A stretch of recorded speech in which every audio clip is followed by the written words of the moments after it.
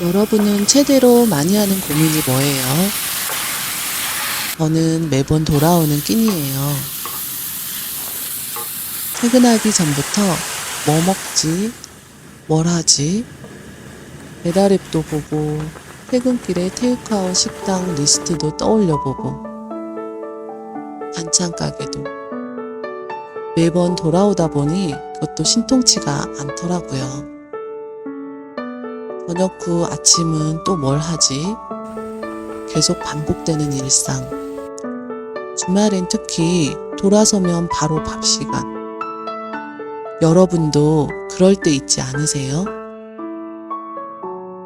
저는 25년 차 주부인데 요리에 소질이 없어서 매번 힘들었어요. 하다 보면 지치고 맛없어 할 때도 많고 그러면 더 안 하게 되고 악순환이 계속되더라고요. 손도 느리고 매번 겪는 일이라 끼니를 좀 더 쉽고 빠르게 하는 방법을 조금씩 찾아가게 되었어요. 영상을 끝까지 보셔서 제가 여러 가지 시도해보면 식사 준비 단축하는 현실적인 좋은 방법 배워서 꼭 적용해보세요.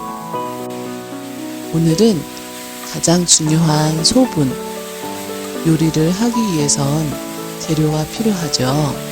그리고 재료 손질도 매번 해야 되니 귀찮고 시간이 걸려 대충 먹자로 결론이 나버리더라고요. 재료도 조금 사면 비싸고 할 때마다 또 사야 하고 많이 사면 상해서 버리고 그런 문제들을 고민하다가 한두 가지씩 소분을 하기 시작했어요. 귀찮아서 대충 인스턴트 먹거나 배달 음식 먹는 것보단 냉동실에 넣은 재료로 집밥이 낫겠다 싶었죠. 소분은 장점이 더 많았어요. 첫째, 요리가 간편해요. 둘째, 좀 더 자주 요리하게 되고 셋째, 식재료 구입 저렴하고 넷째, 장 보는 횟수 많이 줄고 다섯째, 급할 때도 후다닥 빨라요. 그럼 어떤 걸 소분할까요? 요리에 대부분 들어가는 대파. 이건 소분이 필수예요. 대파는 조금 사면 비싸서 대부분 다발로 사는데 손질이 귀찮아서 그냥 두면 꼭지부터 색이 변하잖아요. 귀찮지만 바로 소분하기로 했어요. 우선 깨끗하게 다듬어 씻은 다음 행주나 키친타올에 펼쳐두면 다음날 물기가 빠져서 냉동 보관하기 좋아요. 채 썬 거와 큼직큼직 자른 걸로 나눠요. 양에 따라 흰 부분과 초록 부분 분리해 담기도 해요. 싱싱하게 먹고 싶은 양만큼은 용기 속에 키친타올 깔고 냉장 보관해두면 오래가요. 두 번째, 청양고추. 맛을 깔끔하게 해주는 비법이죠. 대부분의 요리에 조금씩 쓰다 보니 많이 남을 거예요. 하지만 없어서 안 되는 필수템이죠. 얇게 채 썬 거, 다진 거, 굵직한 국물용으로 나눠서 냉동 보관해주세요.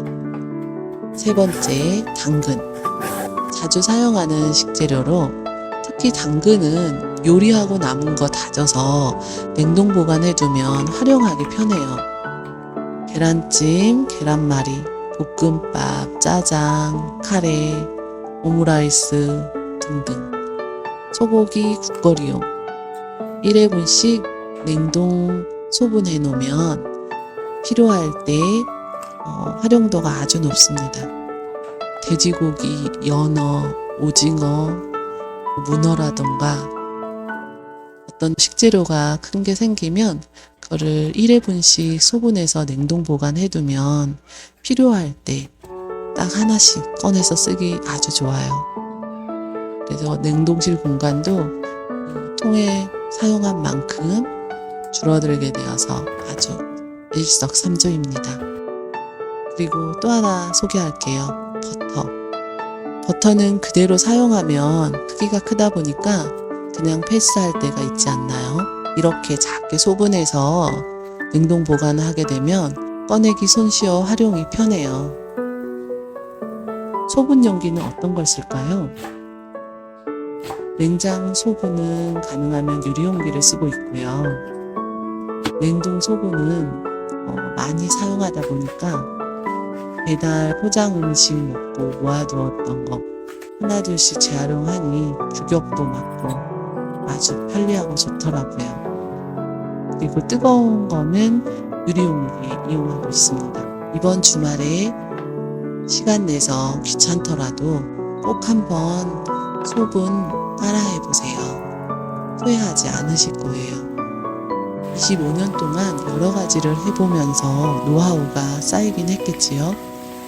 저처럼 손이 느린 분, 맛을 잘 못 내시는 분, 끼니 걱정하시는 분, 간단하게 집밥하고 싶은 분, 구독 꼭 눌러주셔서 계속 방문해주세요. 다양한 간편 요리 공유할게요. 다음 편에 워킹맘 식사 빨리 하는 법 쭉 소개하겠습니다.